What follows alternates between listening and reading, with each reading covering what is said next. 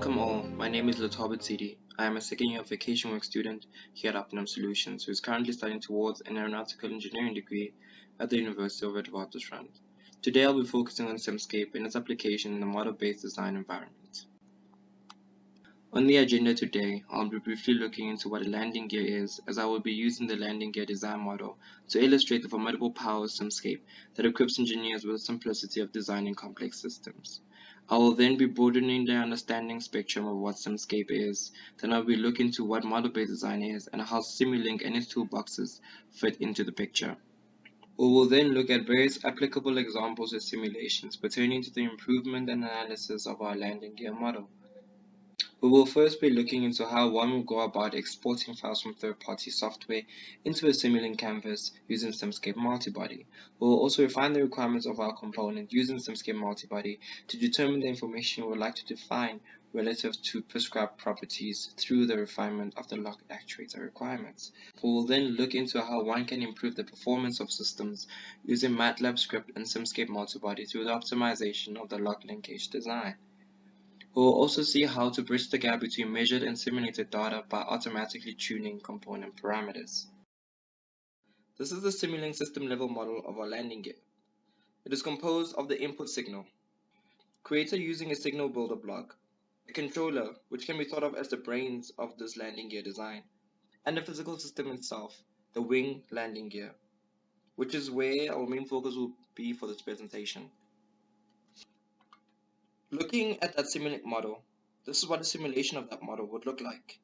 A perfectly realistic simulation of one of the most vital components of an aircraft.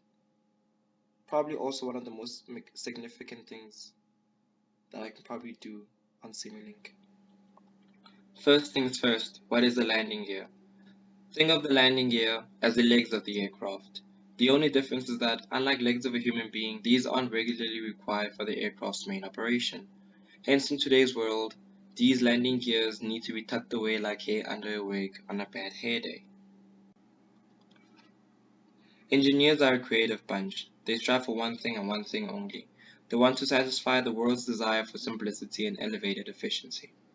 Hence, they dislike repetitive prototyping between minute iterations. Although they are not fond of it, they have no problem solving large equations, but that has never been the purpose of engineers. Requiring engineers to solve equations and also deliver on time with the accurate physical outcomes is like asking a seed to plant itself. They need the help of someone else, better yet, something else.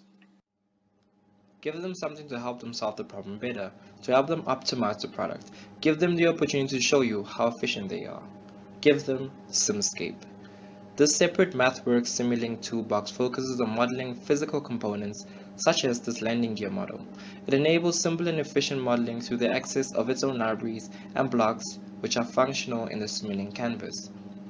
Simscape has multiple features that cover a vast physical modeling spectrum. These domains being power systems, which give light to our world, electronics, which is the driving force of the 21st century, fluids, which are found in most mechanical systems, multibody, like Optimus Prime, entails systems with multiple physically interconnected parts, and driveline, which looks into motion and operational integrity of the modern world. With that in mind, what is model-based design? Well, model-based design can be thought of as a 21st century method of development, where we see tasks that were primarily required to be completed in the labs or the field being moved to the desktop. This indeed means that the model itself is a center of development.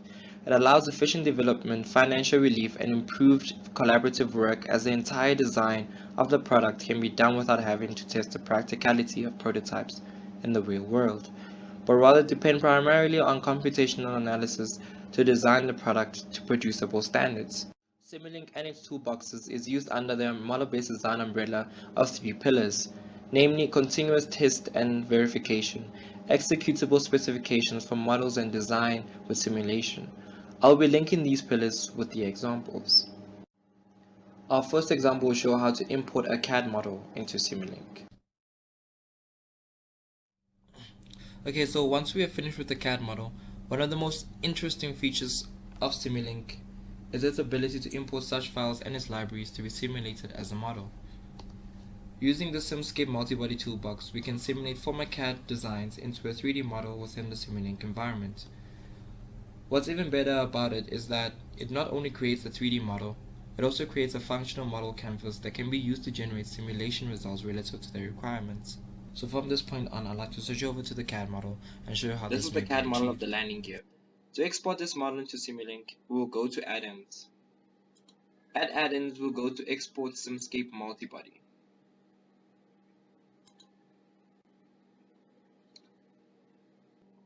Save. You go to the command window in MATLAB and you type sm import. And in strings, you type the name of the file you want to import. And here, of course, we've saved it as LG XML.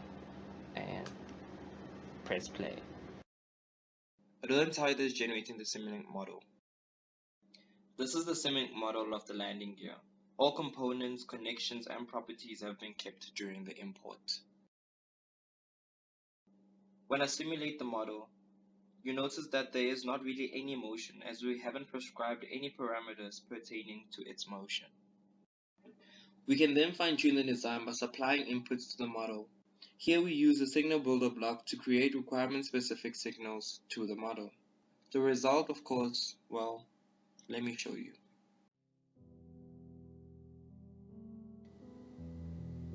You may be wondering how the SM import function works, or how to get the Simscape multi-body link plugin for your CAD application. You may even be wondering, what other cool features does Simscape multibody have?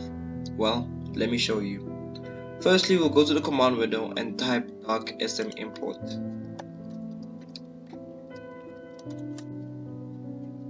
This will bring up one of MATLAB's comprehensive yet detailed pool of documentation. On this page, there are details about how you can use the SM import function with a variety of syntaxes. On the left, there is a directory to other forms of helpful information like examples.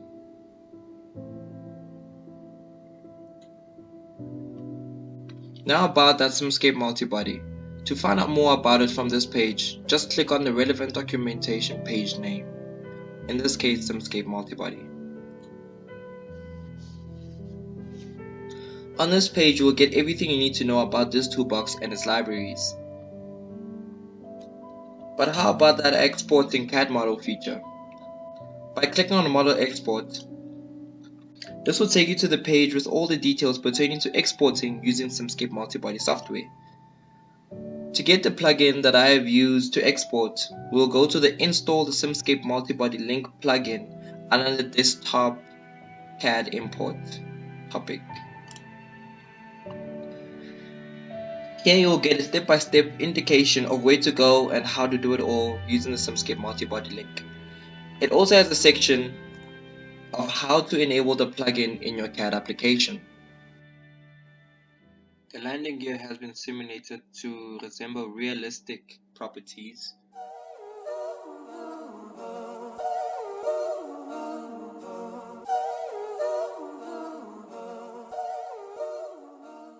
The simulation has been completed, and now shall return back to the slides. Looking at the next example, we'll look at how one will go about refining lock actuator requirements.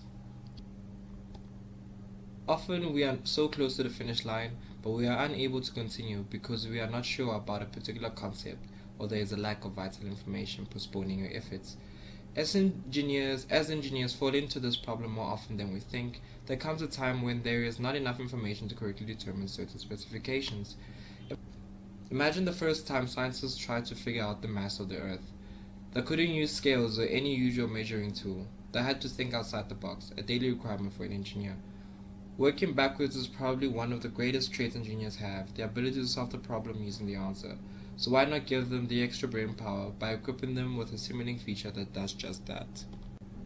So knowing the prescribed motion of the lock actuator, we can determine the lock actuator force and power, shown in red, allowing us to work backwards to determine the lock actuator specifications.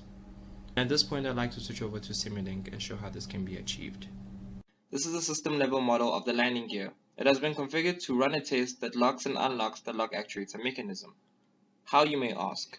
Well, if I go to the wing landing gear block, and I open the hydraulic lock actuator and I go to L motion. The Simscape multi-body toolbox comes with a joints block set, where here we have used the prismatic joint block to simulate ideal conditions. Since we're feeding this block with a signal to simulate the motion of the actuator, it is able to automatically calculate the force required, and then using some math, we can then get the work done as well. I shall now simulate the model. All of this talk about joints has led me to wonder, where exactly do these blocks come from, and how are they of any use to us, apart from creating such an awesome masterpiece on a 21st century canvas? If you have been having similar questions, I've got you covered. Most of the blocks you see on this landing gear model are generally black box blocks, which means we know their function, but we aren't too concerned about the nitty-gritty configurations of its processes. The other great thing about black box blocks is that they can be found in the Simulink library. To access the Simulink library, you can use the shortcut Ctrl-Alt-L from the Simulink model that is currently open, or you can go to View and click on Library Browser. But we are homing on this one special library, the Simscape library. Here you can access the majority of black box blocks such as the prismatic joint, which can be found under multi-body, joints, and well, there it is. As you can see, each Simscape category has its own selection of specially tailored blocks to enable quick and efficient modeling of complex systems, such as our landing gear model.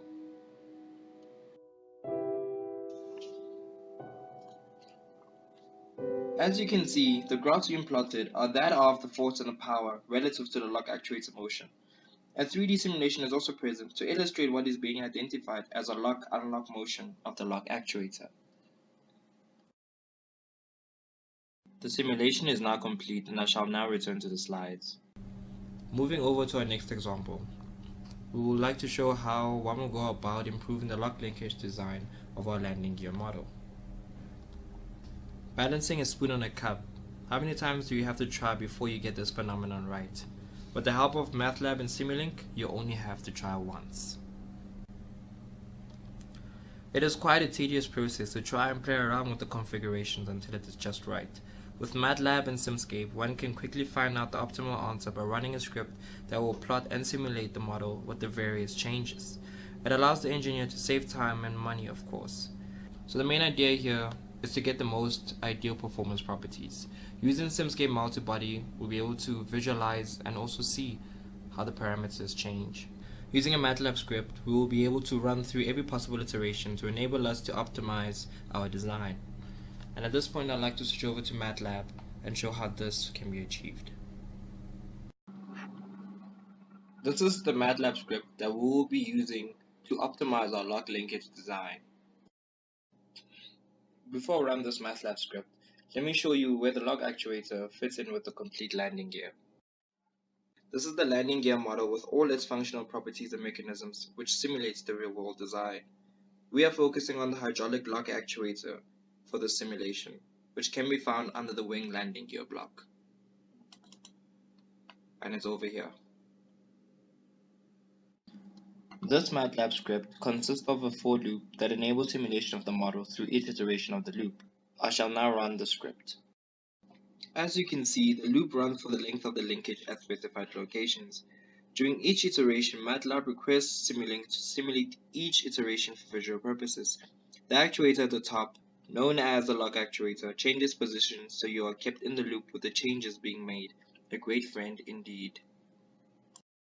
A dimension constraint allows us to narrow down the ideal result. The ratios are being plotted in subplot 1 as the position of the linkage changes.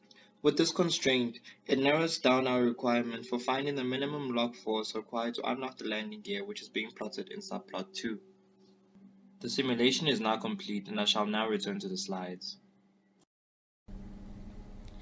Moving over to our last example, we'll show how to bridge the gap between simulated and measured data by automatically tuning component parameters.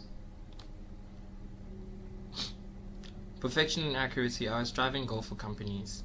but engineers are often left with little time to bring out that marble pudding product, so they just deliver chocolate cake design. With simulated data, there is always a flaw in relation to the measured data from relative products and designs. With the model being the center of the entire design process, it becomes vital for real-world data to be reflected in the simulation of our model. Simulating toolboxes can help one iron out the flaws and reduce the error margin between measured data and simulated data. Simulink won't leave you stranded. It will also tell you what changes have been made to achieve the end goal. This is done through the automatic optimization of simulated data in relation to the collected real-world data. This is the scenario. We have this hydraulic actuation system, which is composed of the simple piston cylinder arrangement and this four-way valve. There are three specifications which we have not taken into account, namely, the area of the cylinder and piston, the area of the cylinder excluding the area of the shaft of the piston, and the two areas indicated of the valve. At this point, I would like to switch over to the relevant Simulink model and illustrate how we can optimize our design relative to these three unknown areas. This is the Simulink model of the hydraulic system using the landing gear design model. To tune the component parameters, we will be using parameter estimation to perform the analysis. If I simulate the data with the initial conditions of the simulated data, we have the following results. It is clearly evident that the simulated data does not correlate with the real-world measured data. To solve this problem, we will use the parameter estimation toolbox found in Simulink to fit the simulated data with the measured data within set tolerance. To launch the parameter estimation tool, we'll go to Analysis, and midway through the drop-down, we'll find the option of parameter estimation. We click on it.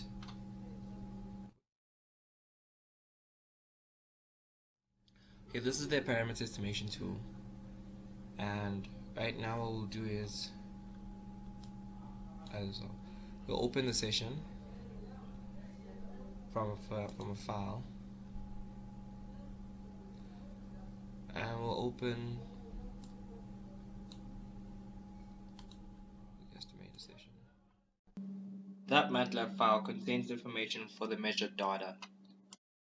So this is the data, as I have formerly stated, the measured data at the top and also the input signal at the bottom. All you have to do, now that you have loaded the data, is click on Estimate. It will run through numerous iterations and will only stop until the correlation tolerance between the two sets of data is within the set boundary. And so this is the complete data, complete estimation. And as you can see, it has given us the different values for each area. The simulation is now complete, hence now shall return back to the slides. In summary, I've covered the general idea of what the landing gear is. We have indulged in the awesome power of Simulink and Simscape. We have touched on the idea of model-based design, its relevance in the real world, and how I have used its ideals. We have looked into how one would import from a CAD file into a functional Simulink model using the Simulink multi-body toolbox.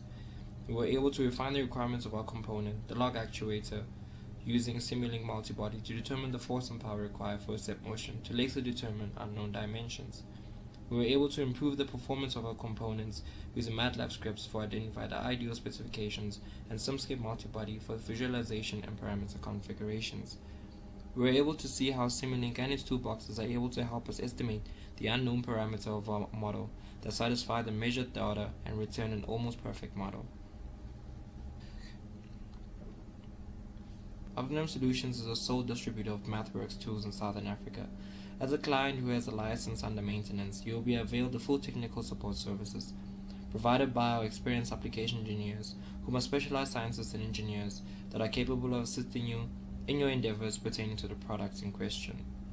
We also have a training on all MathWorks tools and products to equip clients with the necessary skills to solve their problems efficiently with the help of 21st century capabilities. When it comes to project delivery, algorithm development, and reporting for clients, our consultants will work with you using the best software for the best results. This presentation was based on modeling and simulation using Simulink for MathWorks. This is the path one can take to learn how to use all the toolboxes and features embedded within Simulink relating to mechanical systems modeling. A learning path can be thought of as a collection of courses meant to equip a user with a specific capability. Starting with the fundamentals course, MATLAB for Simulink users, where this course provides users with an overview of the MATLAB interface so that they are familiar with the basic terms and operations in MATLAB. Then followed by the Simulink for System and Algorithm Modeling course, where this course provides the basis of modeling and simulating discrete and continuous systems. Followed by the intermediate course of modeling multi-body mechanical systems with Simscape, where the focus of this course is to enable users with the capability to model rigid body mechanical systems using Simscape multi-body.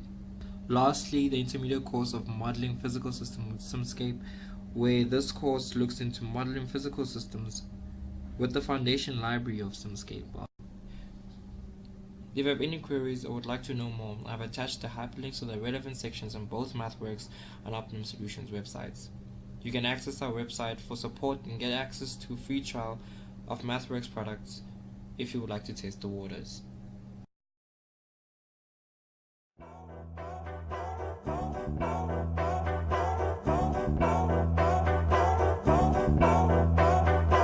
Me and my team gotta innovate. What's the point of living if you ain't living a dream? We live in a world where everybody want everything.